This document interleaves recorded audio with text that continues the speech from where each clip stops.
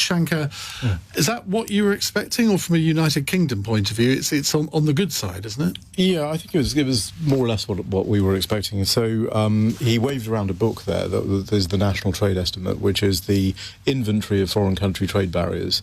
And if you look through the book, you'll see a direct correlation between the size of a country's entry and the tariff that they receive. So he's obviously looked at three buckets. One is how open is your trade regime, and then this talking about regulatory barriers, and behind the border barriers, how competitive is your market, how well do you protect property rights. And the analysis that USTR has done is to look at all of those areas and to come up with an evaluation of the sort of tariff effect. And we actually did an exercise on the G20 where we looked at this, and actually we got very similar numbers. The UK did, in our exercise, came in at 7%. Europeans came in at 22%. So you can see the process that they've gone through. I think he said two things that are important going forward. One is if you want to lower the tariff that you're paying, then you need to either manufacture in the US, that if you can, but more importantly, I think lower the barriers. That's, lower the tariff, lower the barriers. And some of these developing countries that got very hard hit, they got hard hit because their tariff structure is very high. It's relatively easy for them to lower the tariff. It's going to be much harder for the EU to eliminate the regulatory restrictions and so on. The UK, I think we've got a good chance now of a deal, but I think it's a pretty cold evaluation of countries' barriers and distortions, and I don't think there was much more to it than that. I think the next phase, all your relationships, all of those things, that becomes really important. I was speaking to someone in the pharmaceutical sector earlier today, and they said this stuff doesn't just happen overnight. It takes years for companies, for businesses to relocate anything around the world. And, that's going to take 5 years, they said, if they were going to put any of their pharmaceutical business, of which they already have a significant chunk in the US, if they were going to put more of that there, it would take them 5 years to build a factory there. Compared to that, Brian, who I presume was one of the steel workers or car worker in question, he said, we're going to see the fruits of this within 6 months to a year. That seems incredibly optimistic. And of course, it's not counting the impact on US consumers. The Donald Trump says it's going to make it cheaper. He says it's going to be increasing competition. It's going to mean that prices will be cheaper. I would love to hear Shanker's view on that. Do you think that's going to happen? Well, I think you've got to sort of take a step back and where he's correct to diagnose this problem, and this is not Donald Trump particularly, this is a historical US industry view, is that if you look at those three buckets, the damage from regulatory barriers and distortions and so on is much, much higher. And while we've done a good job generally in the last 30 or 40 years of lowering tariffs, we've not done a good job of lowering those distortions around the world. They've proliferated out of control.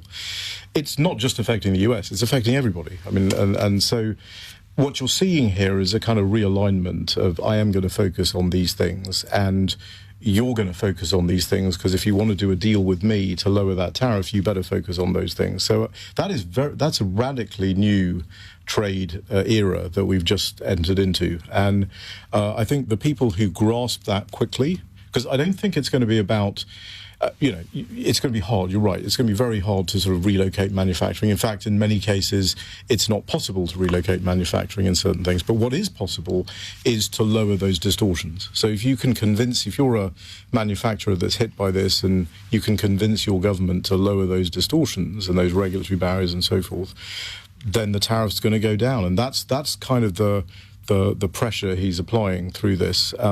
It may work, it may not work. If the result of this is everyone retaliates, the distortions don't go down, then we're heading towards a really bad outcome. But he's given us, or he's given everybody that out, hasn't he? Yes, by saying, absolutely. Actually, there is a way out of this. And that's something I didn't expect him to say. But that will have to be very clearly communicated. Otherwise, if the markets and the bond market in particular don't understand what's going on, then the cost of borrowing in the US will skyrocket and he won't be able to do his tax cut.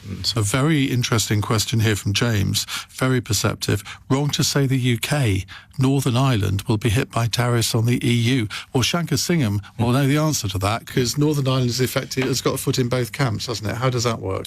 Yeah, so Northern Ireland. If you're a business in Northern Ireland and you're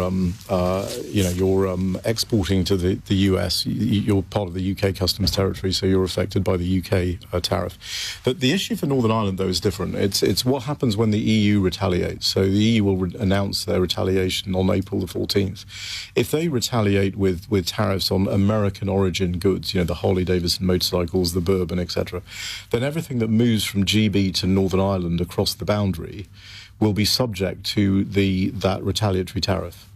And if you can show that it stays in Northern Ireland, you can claim it back.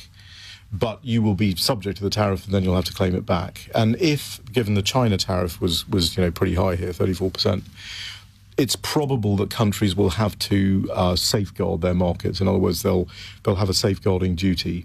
And again, Northern Ireland will be affected. So if the EU has a safeguarding duty on all China origin stuff, then when that goes from GB to Northern Ireland, you'll have to pay a safeguarding duty of typically 25% on that as well. So it's going to be tough for Northern Ireland importers. And there is a process for reclaiming the tariff back, and we hope that will work effectively for people whose products are staying in Northern Ireland. Could this be another source of contention between Britain and the EU? Well, it's pretty certain the EU will use this as a vehicle to try to pull the UK back from whatever they might negotiate with the US to drop the US rate. And it's obviously very important that boundary between GB and Northern Ireland works as effectively as it possibly can. Where does this leave us with a UK-USA trade deal? Because I don't know, Shanker, what you were hearing about how close that is, but there were thoughts that they would have tried to wrap that up before today. Yeah, no, I think it was inevitable that nothing is going to happen before today, because this is Donald Trump in leverage building mode. So you're not going to do a deal with somebody who's in leverage building mode. He's got the leverage now.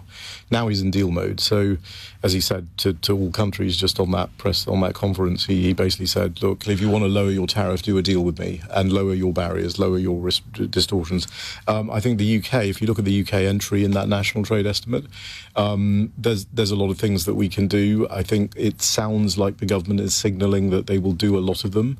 You don't have to do everything. You just have to make a good faith effort to do some of the things that he's asked for, and I think we probably will get this deal. But would that deal mean that this 10% becomes 0% and the car tariffs would be wiped out altogether? Because that would be a tremendous trade advantage for us vis-à-vis the EU, wouldn't it? Yeah, it will be, because if you do a deal and it's a trade agreement deal, that will be zero tariffs, and you'll agree your market access, and so I think that's what the goal would be from the UK negotiators, and how much you get of that will depend on how much you're prepared to do. Natasha, Shanker, thank you very much indeed for coming in to analyse what Donald Trump said.